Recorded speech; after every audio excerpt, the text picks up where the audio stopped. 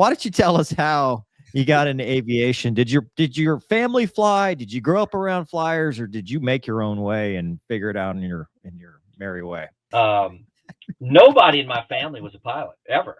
I mean, I don't even know if they'd ever even been on an airplane. I mean, my first airplane ride was on Braniff Airlines, flying from New Orleans. If you hadn't figured that out yet, guys, that's where I'm from. From New Orleans to Orlando to go see Mickey Mouse, right? So that was it. Nobody ever wanted to get into it. I was always fascinated with it as a young kid. And my dad will even tell you, he's like, yeah, he would always be pointing at the airplanes up in the sky. So as I got older, junior high, high school, I always knew that I wanted to have a military career because my dad did 2 years in the Army and all of his brothers served for a couple of years. And for some reason, I wanted to be an Army helicopter pilot. I don't know why, but I was really intrigued by that. So anyway, I finally get to the point to where I'm like, okay, I'm ready to pull the trigger here and start talking to a recruiter. So I find this Army recruiter and I give him my ASVAB scores and I go to him and he just tells me straight up, Sean, I'm just going to tell you, I'm not going to waste your time. You are not smart enough to be a helicopter pilot in the Army. True story. No. True story. I said, wow. I said, yeah, but you don't understand, man. I said, like, I'm good at doing things, like fixing stuff. I can do anything. I mean, I'm a jack of all trades.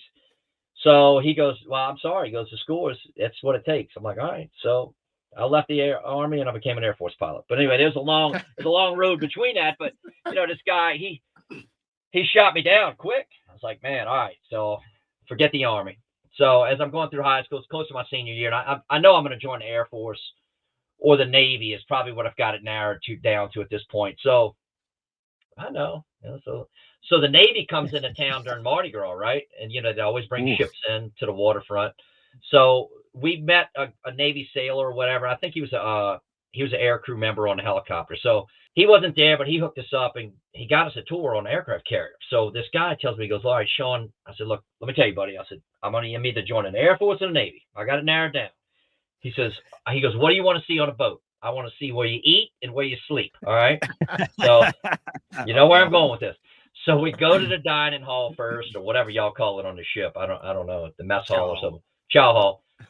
And I'm like, okay, this is cool. A lot of stainless steel everywhere. I said, well, where do you live at? So he takes me down into the berthing area, and we go down these. It looks like coffins, rows of coffins on this carrier. And the bottom guy is like literally 4 inches above the floor. And the top guy, I think it was 3 bunks high, is the top. And I look above the top bunk, and it says these pipes running over this guy's head where he lives. And it says JP8 jet fuel. And I said, hey, man, I've seen enough. I'm done. That's it. There's no way I'm sleeping. Sissy. Yeah, well. He's a safety-minded individual, Gonky. It has helped him through his entire career. Yeah, I was done right there. Bully our guest, please, Gonky. So I finish up high school, and I was actually working in this repair shop in New Orleans, and their son was in the Air National Guard over in Belle Chase, Louisiana, in the 159th Fighter Group, F-15 unit, just a really premier unit. So he was kind of, moving me along, and I said, I don't know about this guard thing. I said, but I think I'm going to go active duty Air Force for whatever reason. I get all the way through the gauntlet, talking to this recruiter, got this greenhorn recruiter, but I think he knows what he's doing. And he says, all right, Sean, he goes, he literally met me off stage when I graduated and got my high school diploma. He was standing there waiting for it. I'm like, no, I said, I want to at least take it home and look at it for a night before I give it to you. Whatever. That was my justification for not handing it over. So like the next week he sets me up to go to the MEPS in New Orleans. And he says, I said, look, I take things slow. I said, I just want to go down there and get the physical, make sure I qualify for the Air Force and all that stuff. Yeah, okay, no problem. So I go to the MEP station on a Monday morning. Cab picks me up at the recruiting station on Veterans Highway, takes me down there, and it's like 7 a.m. And I go into this room, and I'm sitting there, and this guy from the Army comes in. And I'm in there with all these guys, Marines, Army, Navy, Coast Guard, you name it, right? We're all in there together. I'm the only Air Force guy. And this guy starts briefing us. He's like, okay, we're going to do this, we'll do this, we'll eat lunch. Then we'll come back in and we'll swear in. I'm like, whoa.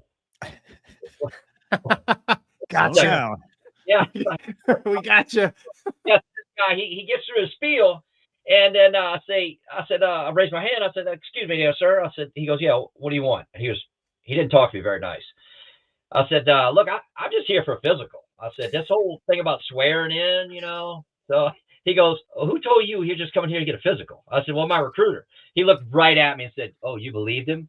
And I was in for a long day, but so I'm sitting there, I'm thinking, I got to get out. This is not going to work. I'm not going to play this game, right? So I go through all of this gauntlet of, they test, and then they're like, man, Cross has got some real good scores here. I said, let's make him a linguist. I'm like, bro, I can barely speak English. I said, how am I going to be a linguist, right? So South Louisiana. So we go in there, I take this linguist test, and, and I almost passed it. Well, they made me take it again, right? You're supposed to wait 30 days. Oh, yeah, you'd be good at this. You pass this test. I take the test again, still failed it by like a couple of questions, had no idea what I was doing. And they take me in there, and they're like, all right, well, let's go ahead and pick out a job. I'm like, whoa, hold on a second here. I said, before we even do that, I said, if I'm going to do this, the guy told me I can have whatever I want because I've got top scores on the ASVAB. Well, it just depends. You got to fill out this sheet, and you may not be guaranteed a job exactly what you want and everything. I'm like, well, I said, he told me I could have what I want. I said, all right, let's open up the book. She says, the lady recruiter says, no, we can't do that. I said, well, why not? The book's right in front of you.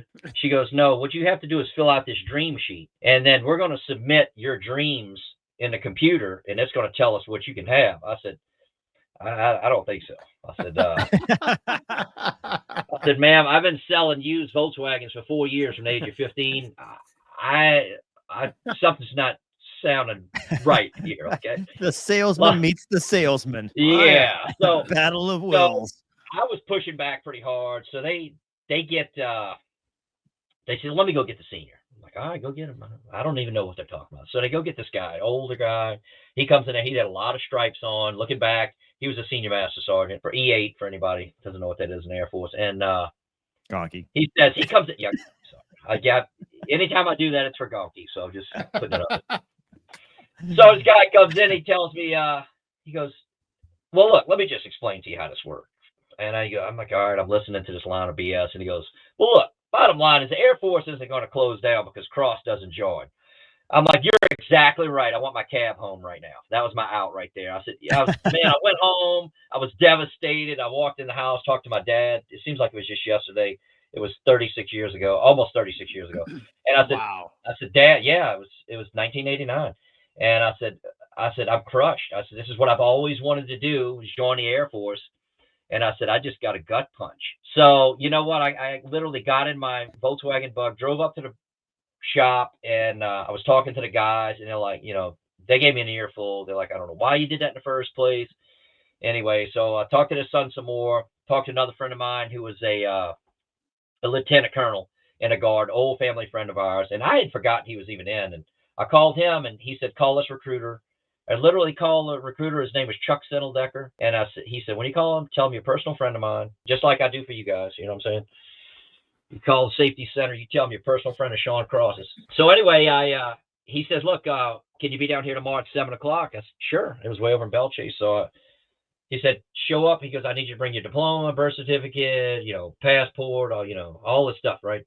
Sure. I go down there, and I just literally set this stuff on this guy's desk. And it was just like the heavens opened up, and everybody grabbed me by the hand and guided me into this vector of where I needed to be and start out in the Air National Guard. It was like it was meant to be. It really was. It was incredible how it worked out.